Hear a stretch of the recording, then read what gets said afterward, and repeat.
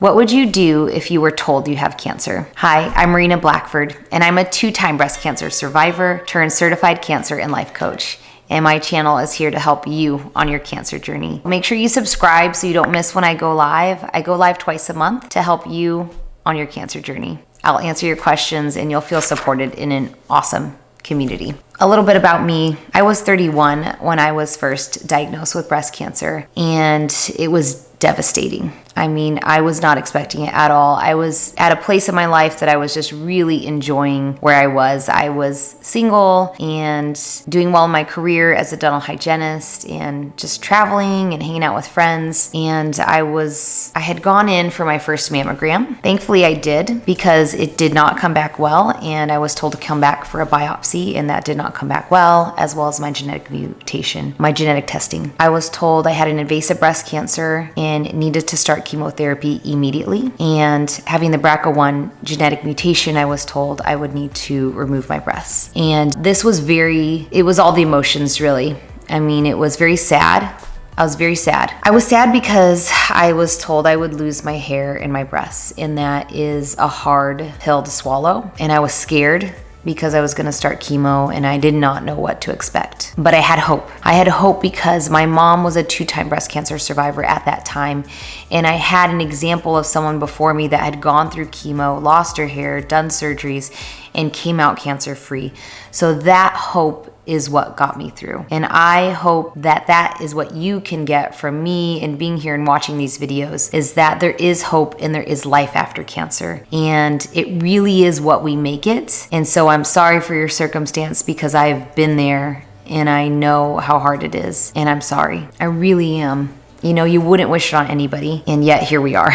So let's go into 3 things that I felt like really helped me when I started my breast cancer journey. Number 1 is I sought referrals to help me get started. So I started talking to people, people close to me that I was diagnosed, and that helped me to be very open with some friends and family. And it got me thinking, who do I know that could maybe help me? And it turns out I knew 2 people that worked at the cancer center I ended up going to. But I asked them as nurses if they were to see an oncologist who they would see, and that was the referral I received from 2 people. And so I sought out my second opinion with that oncologist, and I loved her and her team, and that gave me some confidence in my decision of what to do, and I could start just getting after it, getting it done. So she explained my diagnosis well, my treatment, my pathology report, and so I had an understanding of why I needed to start chemo and all of that. That's my first tip. My second thing that really helped me get through my breast cancer journey was to accept help, and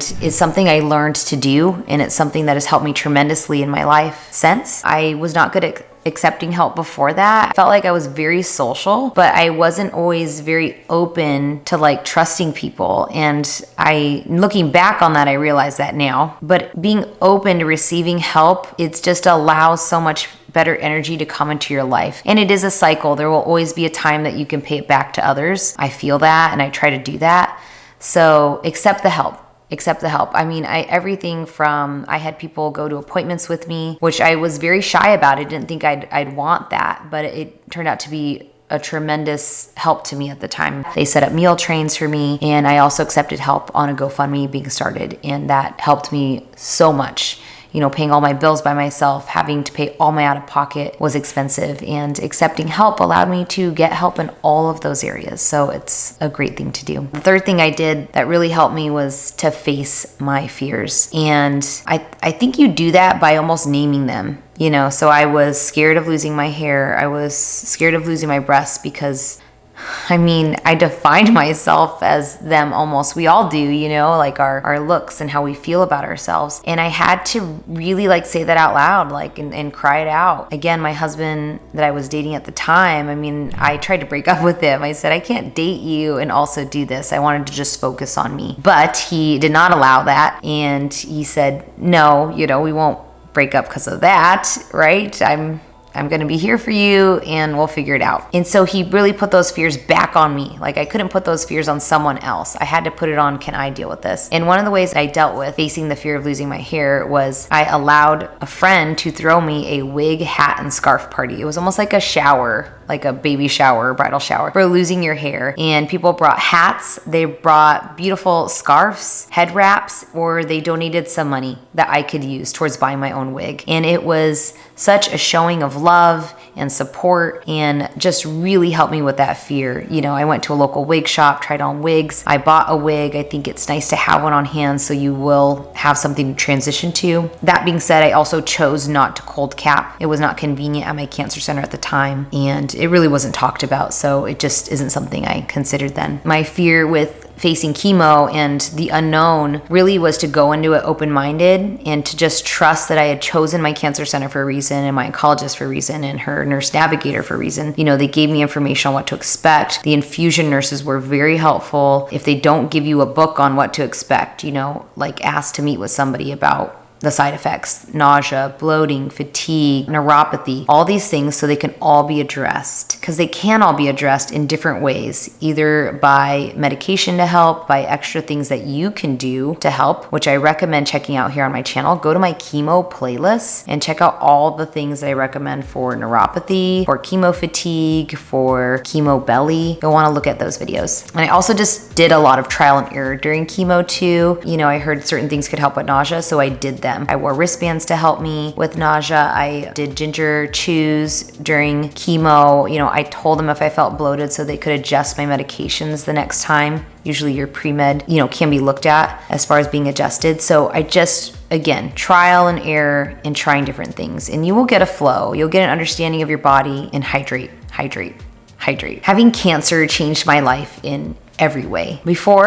Though 2 weeks before I was told I had cancer, I had just qualified to run the Boston Marathon. And this was huge. This was the fastest I've ever ran in my life, the furthest I've ever ran a marathon. And it took me 3 years to qualify. And I was told I needed to start chemo. And that was part of the devastation. Like, I couldn't believe where I was to where what was happening. So it gave me a light to look forward to. But I was able to run the Boston Marathon 1 year after starting chemo and having a double mastectomy and breast reconstruction. So it is possible to have your dreams come true. It might look different as far as timeline and, you know, energy. It's going to be different for all of us, but I want you to believe that life is possible after cancer. Because I did that incredible feat of running Boston and sharing everything from my cancer journey to getting to Boston, I mean, it inspired so many people. So it allowed people to start reaching out to me and sending me messages about how I could help their loved ones that were being diagnosed with tips. And that led me to getting the idea that I could start a YouTube channel with tips. So I started watching videos on how to film and edit videos and make thumbnails. And I set a goal date that I would do it by the time I had reached my 5-year mark of being cancer free. And I just remember thinking it was so amazing. I had like 200 views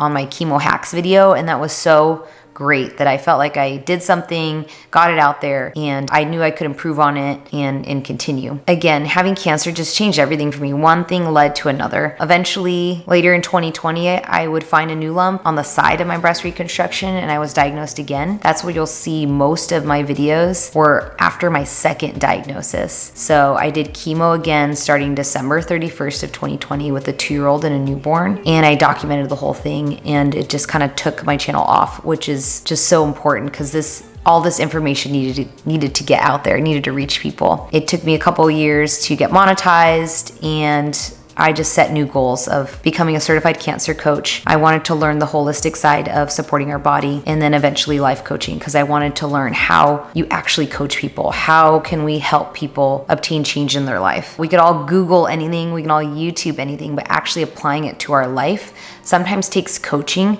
to kind of open our eyes to things that we didn't know were possible. So that's what I do. That's why I'm here. If you've gotten this far in the video, please like it if it's inspired you. And please comment below on how cancer has changed you. I would love to hear from you. And I would love to see you in one of my upcoming lives. So make sure you subscribe. There is more stuff coming out all the time. You guys can follow my journey as a survivor, as somebody that still goes to appointments, that still struggles with anxiety, and how we can help each other. So if you need help on your journey, you can reach out. I have everything linked here. my Amazon store with all my products to help you, my calendar if you need to book cancer coaching or life coaching, and my website, www.marinablackford.com. I'm so happy you're here, and I look forward to seeing you soon. I'll see you in the next video. Bye.